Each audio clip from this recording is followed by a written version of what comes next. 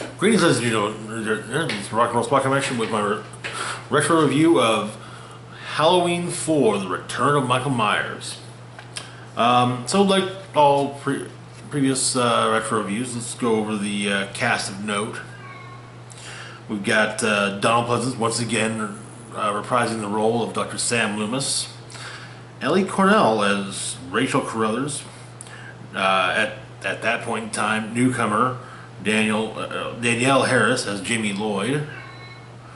George P. Wilbur as Michael Myers, or The Shape. Michael Pataki as Dr. Hoffman. Bo Starr as Sheriff Ben Meeker. Kathleen Kinmont as Kelly Meeker. Sasha Jensen as Brady. And Gene Ross as Earl, one of the locals.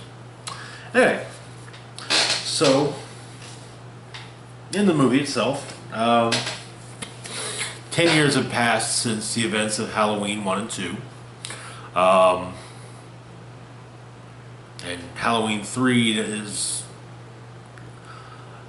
not related. It's actually an unrelated story, so yeah, that's why we're not doing a review of it, to be perfectly honest, at least right now.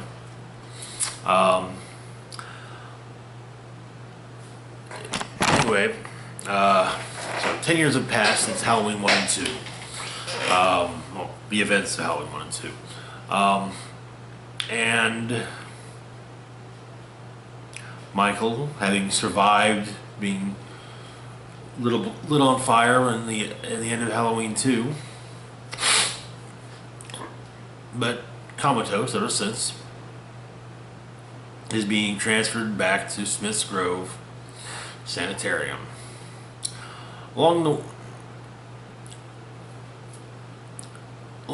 Shortly after leaving for Smith's Grove, it comes up that he has a niece. This snaps him out of his coma, and he makes his way back to Haddonfield to pick up old habits.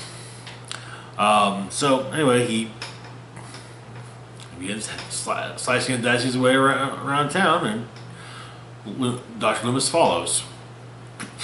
The ending. The ending. After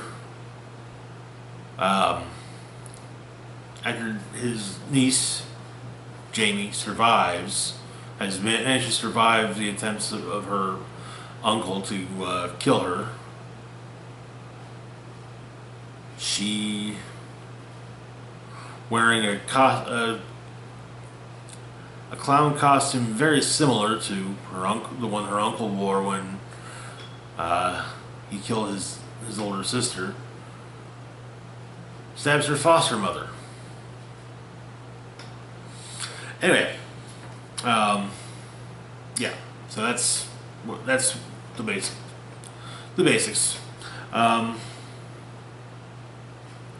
This was the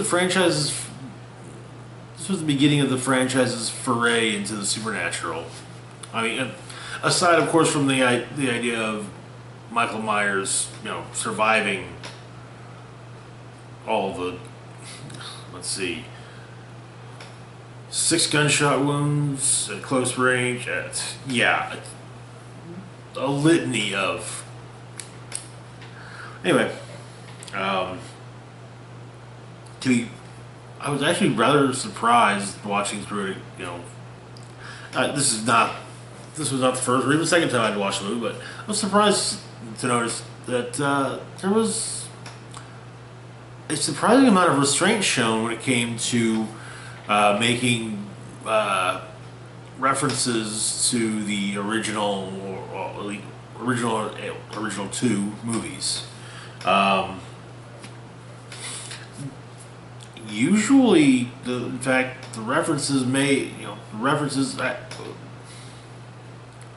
references, nods, whatever. They fit.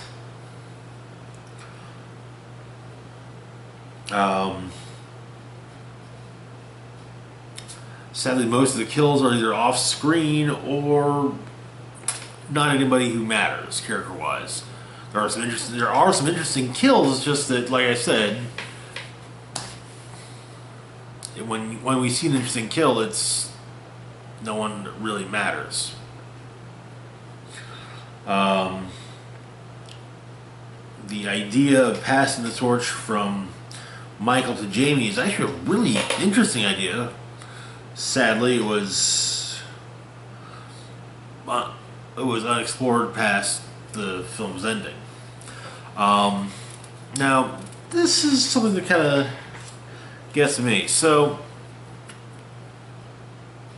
Haddonfield is obviously not a bustling metropolis, but it's not a teensy little town. You know, it's a mid-sized middle American town.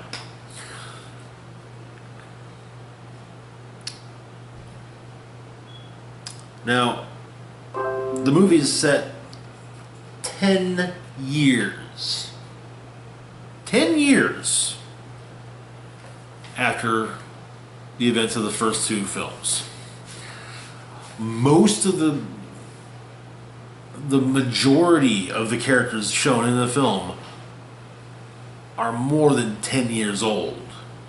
In fact, the majority of the characters shown in the film are at least teenagers, if not adults. And we're gonna seriously act like they don't know what happened Halloween 10 years ago? I mean, come on. Shit like that, it stays in a town's consciousness. Now,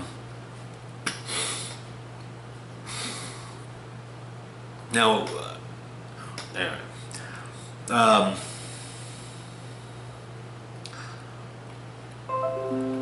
Though I will admit that the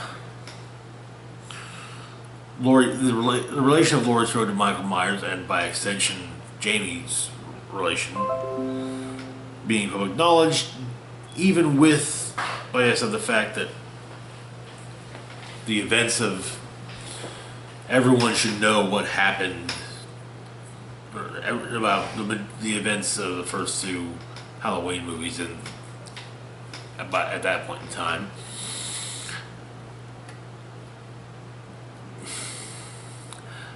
Like I said, Laurie and Jamie's relation to Michael should not, however, be public knowledge. That was Michael's doctor didn't even know until that night. So yeah. Anyway, so moving on though, there were actually fairly solid performances by the lead and supporting actors. It was,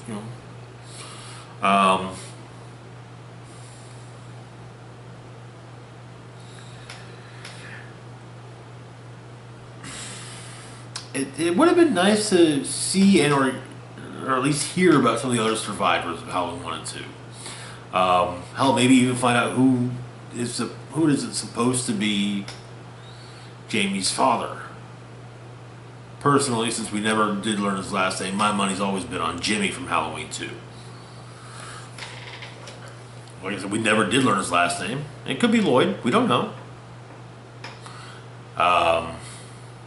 Anyway. So Halloween 4.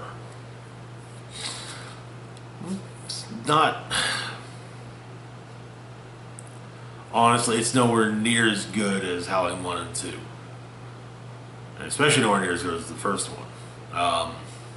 It's not a terrible sequel. There are worse sequels. There are also better sequels. It was largely made as a cash grab. In fact, so I mentioned Halloween 3 isn't part of the overall.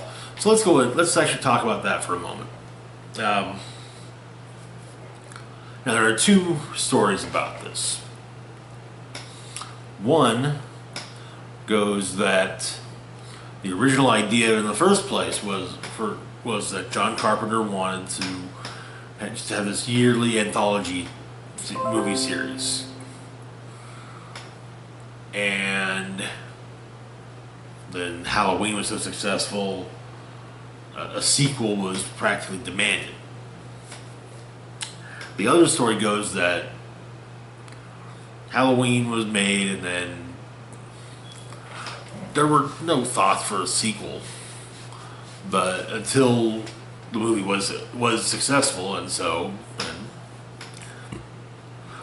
Carpenter got brought on board to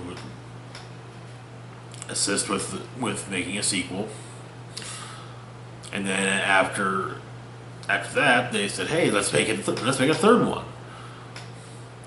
Now this is one of the things that, when you get to the third one, pretty much that's where pretty much all the two stories do kind of merge into being the same thing. With the third one, though, they wanted Carpenter to be involved, but Carpenter did not want Michael Myers involved. So we got Halloween 3: Season of the Witch, a movie that, in all honesty, probably would be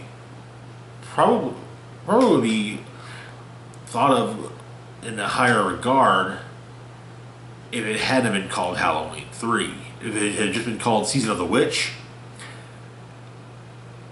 horror fans now have largely come to accept, like, hey, you know what, this is gonna have the hold of the opinion of, well, that's not so bad, it's pretty good actually. But it would not have taken decades for that to happen if it had just been called Season of the Witch. But anyway, so it was decided that after Halloween 3, that further films in this franchise would have Michael. And so the 10th anniversary of the first movie was the return of Michael Myers. But anyways, so yeah, a little bit of history with the review. That's really all I've got for today. Tomorrow, being Wednesday, we'll be back with the weekly comic book live stream after I pick up my comics from the comic book shop and read through them, of course. And I'm aiming for.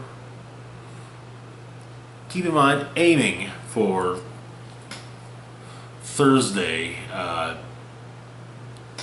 doing my review of Halloween 5, Revenge of Michael Myers on Thursday, followed by an actual review of Hellfest on Sunday. Building the next installment of Building the Team on Saturday, and then a review of Hellfest on Sunday. And we're probably going to try, I think at this point we're going to be trying to take Mondays off for technical reasons. Anyway, that's it for today. As always, feel free to like, share, and subscribe. Be sure to hit the bell icon so you can be notified when I put up new content and or am live. Links to my Facebook, Twitter, and Patreon are in the description box down below. Feel free to check those out as you wish. It's Rock and Roll Spock signing off, saying live long and rock hard.